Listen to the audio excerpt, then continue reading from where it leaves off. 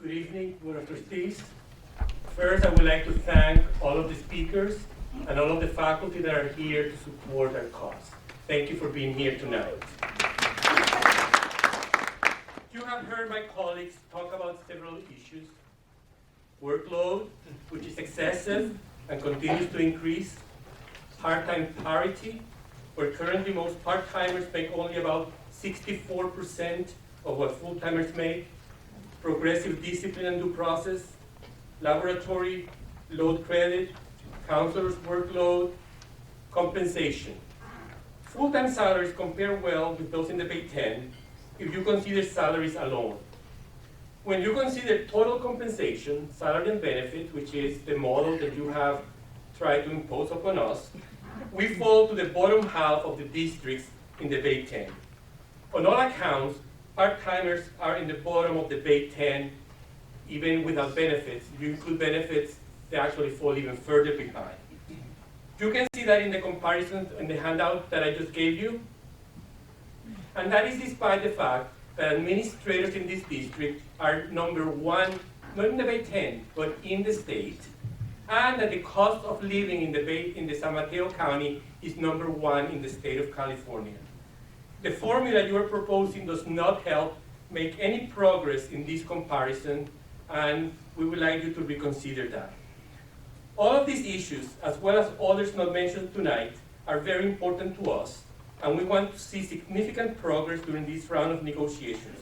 Unfortunately, we have made very little to no progress on many of them. On many issues, we have heard no, or we need to investigate it, we study even more. And we have been studying these issues for many, many years. See, some of these, but not all, cost money. How did you pay for them? Well, let's look at your own budget.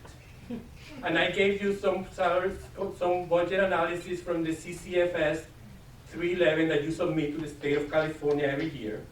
You have a history of overestimating expenditures and underestimating revenues. If you look at the handout I just gave you, last year alone, you overestimated expenditures by $22 million. You underestimated revenues by almost $16 million. That combined is around $33 million that were not in the budget, but you still found ways to spend that money. But it was not on us. Some of the places that you have put money that you haven't used for that purpose include supplies and materials, academic salaries, and other operating expenses and services. And you can see in front of you by how much you have been overestimating those amounts. And for example, on academic salaries alone, you have overestimating that by almost $11 million. There is plenty of money to pay for our proposals. It is just a matter of priorities, where you think it is important to put your money, and obviously has not been on the faculty that is here today, and we demand that you put money in faculty. I hope to give your negotiators new parameters so that we can find ways to grab these negotiations soon.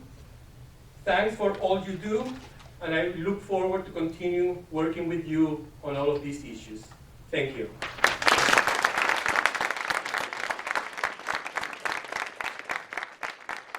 And now, these faculty have to go home, grade papers, and do a lot of work, so it's very likely that most of the faculty will be leaving soon, so it's not a sign of disrespect, just a sign of how much work we have to do. Thank you. Thank you.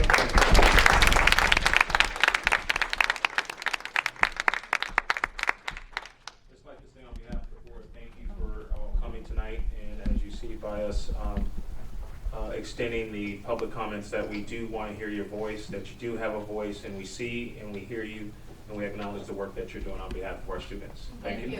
Thank you very much.